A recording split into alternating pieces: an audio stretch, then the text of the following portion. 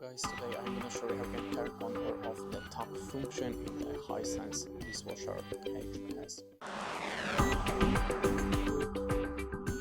So you're gonna need this function if you're using the 4-in-1, 5-in-1, 3-in-1 tablets. So if you want to turn off the rinse and salt usage, hold the program and the start button together for 5 seconds to open the settings.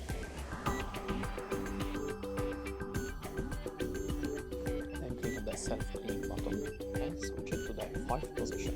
500 means the tap function is turned off. If you want to turn it on, if you're using these tablets, click on the program and set it to the 501. If you want to switch it off, switch it to the 500. Then click on the self-cleaning button until you see the end and click on the delay button to save it. That's it. Thanks for watching, leave us a like or a comment and goodbye.